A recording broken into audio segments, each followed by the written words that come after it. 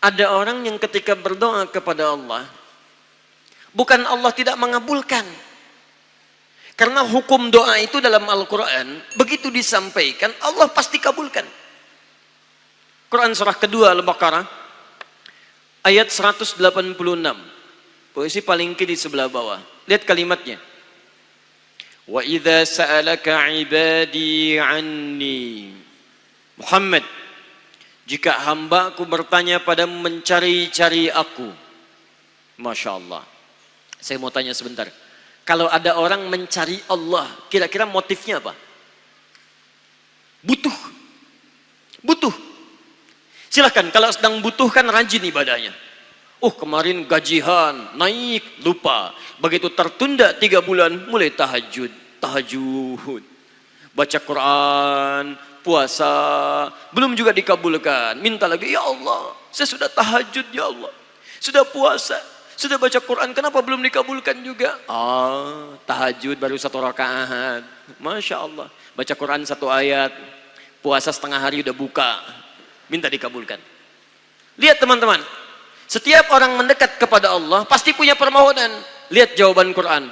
Ujibu da'watad da'i idza da'ani. Ujib kalimatnya mudhari'. Mudhari' itu progresif terus. Kalau dalam bahasa Inggris present, continuous, future. Present sekarang, continuous terus, future di masa depan. Jadi sifat doa itu, kalau Anda minta sekarang akan dikabulkan. Minta nanti akan dikabulkan. Minta di masa depan akan dikabulkan. Dengan cara Allah yang terbaik, yang dikabulkan menurut maslahat untuk Anda. Jadi sifat doa itu kalau diberikan pasti dikabulkan.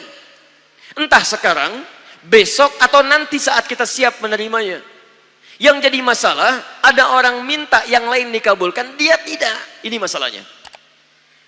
Dan ternyata bukan Allah nggak ngabulkan, bukan. Ketika Allah akan berikan, tidak tembus pada dirinya. Nih lihat. Ini apa? Jangan katakan wallahu alam, gelas ya. Baik. Di atasnya ada apa? Tutup. Saya buka tutupnya. Perhatikan baik-baik. Ini apa? Spidol. Kalau saya masukkan ke dalam gelas, bisa? Masuk? Masuk. Lihat baik-baik. Sekarang saya tutup dengan ini. Masih bisa masuk? Tidak. Perhatikan baik-baik. Sulit. Saya ganti kemudian, bisa dengan yang ini. Lebih halus. Saya tutup begini. Masih bisa masuk? Sulit. Mau dipaksa jadi masuk ke dalam, jadi kotor, tidak bisa diminum. Lihat baik-baik.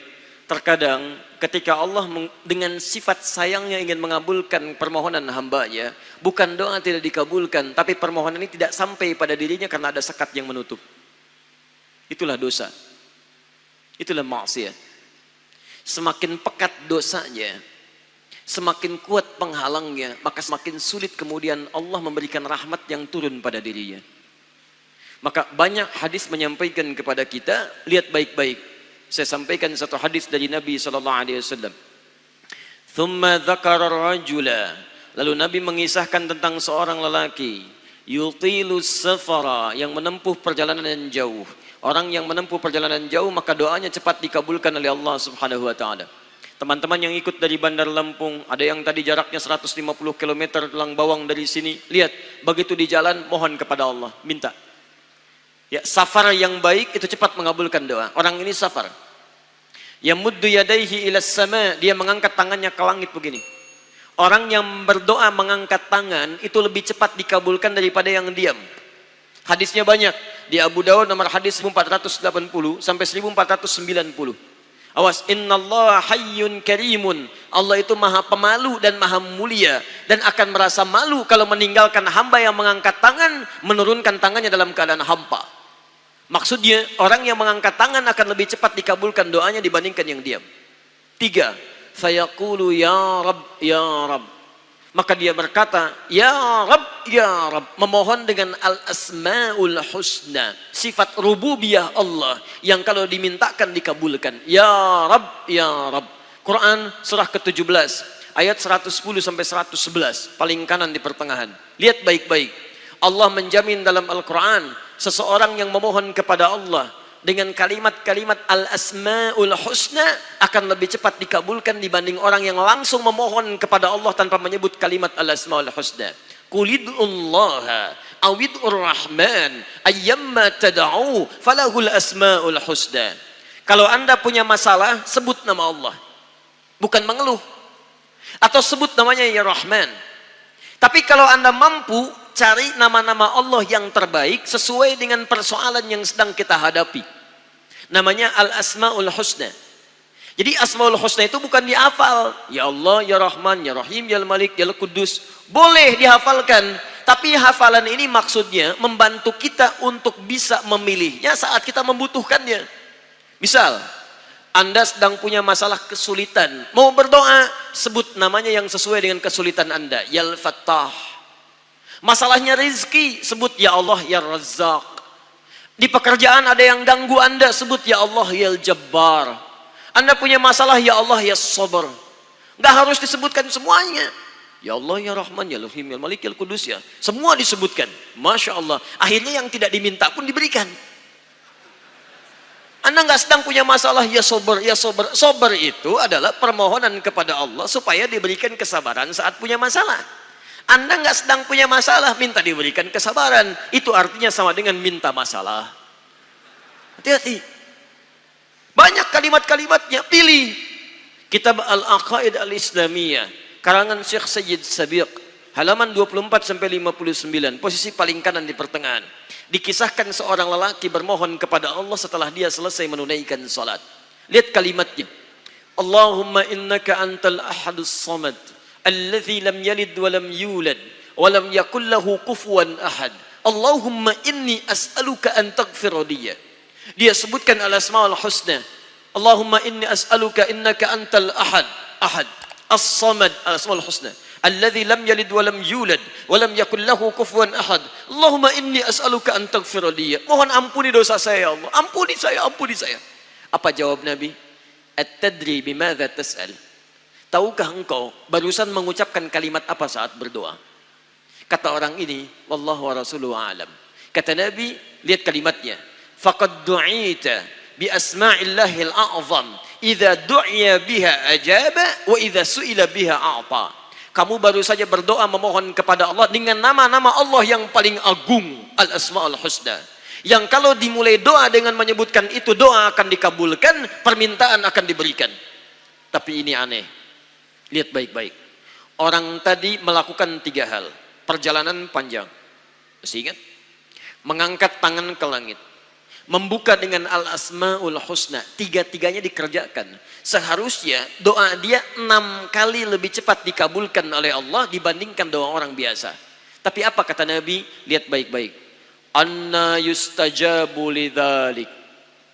Anna yustajabu lidzalik. Mustahil doanya bisa dijawab.